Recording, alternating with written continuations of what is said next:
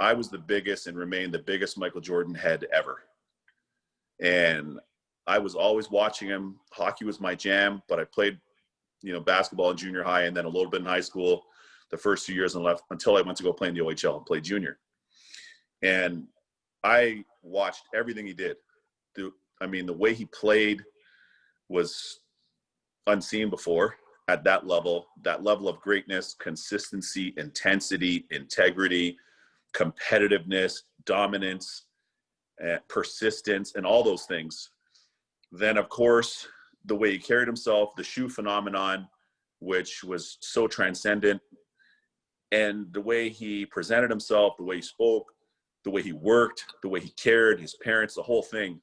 And it really was, for me, kind of a how-to book on becoming an athlete, and especially being a Black athlete, and even more so in a white sport, and how important that those things were.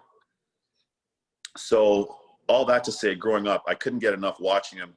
I couldn't get enough of the magazine, Sports Illustrated, Hoop magazine, all the rest of them. Anything he was in, I was hyper consuming. Like, we had VHS tapes and we'd, rotate them around our buddies. Michael Jordan's Airtime, Come Fly With Me, all the rest of it. And when I was 20 and my first year pro in Greensboro, we go to a restaurant and I meet a gentleman by the name of Fred Whitfield, who's from Greensboro, who was a partner at the time in Whitfield, Blackman and Morse, downtown Greensboro, a law firm. He was a partner there. And it turns out him and Jordan were best friends for years, and they still are to this day. And he is currently the COO and president of the Hornets, Fred Whitfield is, which Jordan owns, which is incredible. But I talked to Fred and I got plugged in, and, I've been to some of Fred's events, and then through Fred, been to some of Michael Jordan's events and been around him, and I've never seen anything like it. So that brings me to The Last Dance. And The Last Dance is, if Mozart were still alive, if Einstein were still alive, if Pablo Picasso were still alive, and they were here to be alive and talk about their greatness in a documentary that was 10 parts, that's what we were blessed enough to see. And, what's so incredible about it, again, is it literally was a how-to of persistence, as you talked about, family, education, hunger, drive, commitment to greatness, an insatiable competitive work ethic, will to dominate, commitment to dominate, respect of the craft, and put that all on repeat. No ceilings, no complacency, and put that on repeat. And if you saw Tim Grover in there, I had a chance to get to speak to him a few times, who was Jordan's trainer and the trainer for the late great Kobe Bryant. Bless his soul, bless their souls that passed on that copter, excuse me. But Tim Grover was in the documentary, and you heard him talking about it. And we've never seen anything like that. And for me too, the fact that he was as great as he was on the floor brings me to what he's done off the floor.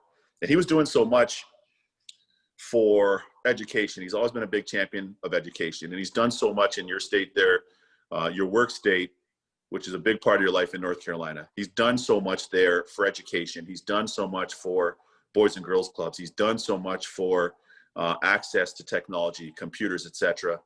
And a lot of what he was doing at Boys and Girls Clubs, Make-A-Wish Foundation. I mean, I can go on in the different causes. And as his career went along and as he became more and more comfortable, he started doing more stuff. And I mean, I can't tell you about the youth camps, the Boys and Girls camps, the basketball camps, sponsoring NASCAR there in Carolina, sponsoring motorcycle racing. I mean, and then the hundreds of millions of dollars he's donated to different causes. I mean, even now, in the midst of this pandemic and amidst all the racial inequality, he just committed $100 million between him and his brand, the Jordan brand, which is a subsidiary of Nike, to said causes, and causes that affect the Black community directly and also indirectly, and trying to offset the injustice and the inequality. $100 million. So yeah, he's somebody that's always the North Star for me when it comes to that. And keep in mind too, Tripper, like a billionaire as well. and, you know, a billionaire and the first black owner of a major league sports team in owning the Charlotte Hornets. And think of all the employees he has. The Jordan brand I mentioned does $4 or $5 billion a year in revenue as well. So think of the people that he employs and the communities in North Carolina, not only in Charlotte, but and around the world that they impact. He's special, man. Special person, and the GOAT, the greatest of all time for me in a lot of ways. I concur.